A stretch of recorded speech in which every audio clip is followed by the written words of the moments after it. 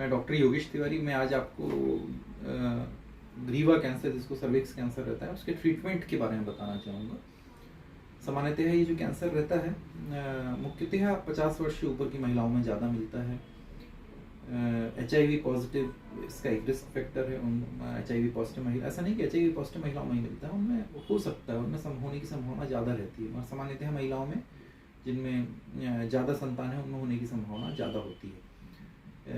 तो cervix cancer एक ऐसा कैंसर है जिसको होने के पहले ही ठीक किया जा सकता है, पैप स्मीयर के द्वारा, HPV टेस्टिंग के द्वारा। और इवन यदि इसको हम आरंभिक अवस्था में पता कर लें, जागरूक रहें इसके प्रति, तो इसको पूर्णतः स्टेज 1 स्टेज 2 में ठीक किया जा सकता है।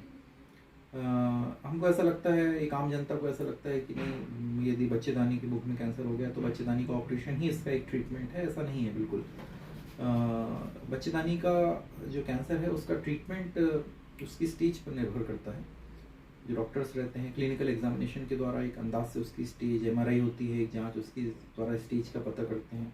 और यदि कैंसर स्टेज 1 है तो सर्जरी बेहतर ऑप्शन हो सकता है, उसमें सर्जरी की जा सकती है। और बच्चेदानी की जो सर्जरी रहती है और कैंसर, बच्चेदानी में जो कैंसर रहता है उससे रिलेटेड सर्जरी, दोनों में भिन्नता होती है।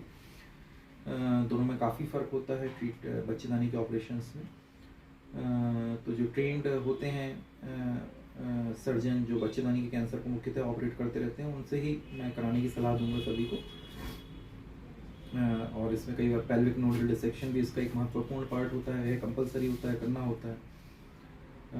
तो स्टेज 1 में जो है रेडिकल हिस्टेरेक्टमी जो है ट्रीटमेंट किया जाता है। स्टेज 2 में सामान्यतः और स्टेज 3 में जो है सर्जरी प्रेफर नहीं की जाती है। इसमें जो है पेशेंट को कीमोथेरेपी और रेडिएशन से ट्रीटमेंट दिया जाता है। रेडिएशन भी 2 प्रकार का होता है। एक होता है एक्सटर्नल बीम रेडिएशन, जिसमें बाहर मशीन होती है रेडिएशन की, जिसको लीनियर एक्सक्लेटर बोलते हैं। और कभी कभी कोबाल्ट मशीन जहाँ पे उपलब्ध नहीं है व्यवस्था, उसका भी उपयोग किया जा सकता है। तो external beam radiation linear accelerator machine द्वारा दिया जाता है। और साथ में ब्रेकी थेरेपी, जिसको इंटरनल रेडिएशन बोलते हैं, जिसको वेजाइना के द्वारा 3 साइकिल्स वेजाइनल ब्रेकी थेरेपी दी जाती है। तो यदि हम इस तरीके से पूरा इलाज लेते हैं, means external radiation, internal radiation means brachytherapy with chemotherapy, तो इससे ठीक होने की संभावना बहुत होती है। सामान्यतः स्टेज 2 और स्टेज 3 में ट्रीटमेंट प्रेफर किया जाता है। और बहुत सारे पेशेंट्स जो है 80% पेशेंट्स जो है 80 to 90% पेशेंट्स से पूर्णतः ठीक हो जाते हैं। स्टेज 4 कैंसर मीन्स बीमारी जो है शरीर के दूसरे हिस्से में फैल गई है, उस समय जो है केवल कीमोथेरेपी का ही रोल होता है। और परिणाम जो है बहुत मुख्यतः अच्छे नहीं होते हैं। बीमारी ठीक होने की संभावना स्टेज 4 में नहीं होती है। पेशेंट की लाइफ को बस थोड़ा बढ़ाया जा सकता है दवाइयों के द्वारा, इंजेक्शंस के द्वारा, कीमोथेरेपी के द्वारा, but definitely they are not curable. तो कभी भी आपको ऐसा लगता है कि सर्विक्स कैंसर से संबंधित परेशानी है, जैसे कि लगातार वेजाइना से वाइट डिस्चार्ज होना या रेड ब्लीडिंग होना, तो आपको तुरंत अपने डॉक्टर से संपर्क करना चाहिए।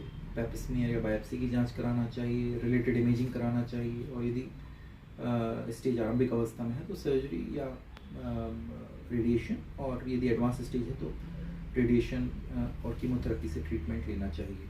तो सामान्यतः कैंसर आसानी से ठीक हो जा सकता है। यदि हम सिस्टम से इसका ट्रीटमेंट लेते हैं तो हम पूर्णतः ठीक हो सकते हैं। ये मेरा सभी से निवेदन है कि प्रॉपर किसी एक योग्य चिकित्सक जो कैंसर से रिलेटेड विशेषज्ञ उनके पास जाएँ इसके ट्रीटमेंट के लिए, तो आपके परिणाम बहुत सुखद हो सकते हैं। सर्जरी के लिए आगे एकदम से ना आएँ। यदि आपको विशेषज्ञ डॉक्टर सलाह दे रहे हैं तभी आप इसकी सर्जरी कराएं, क्योंकि स्टेज 2 स्टेज 3 कैंसर में सर्जरी कराने पर मुख्यतः परेशानियां होती हैं। कैंसर पूर्णतः ठीक नहीं हो पाता है, आपको रेडिएशन भी लेना ही होता है। तो अर्ली स्टेज में ही कैंसर सर्जरी को प्रेफर करें। Thank you.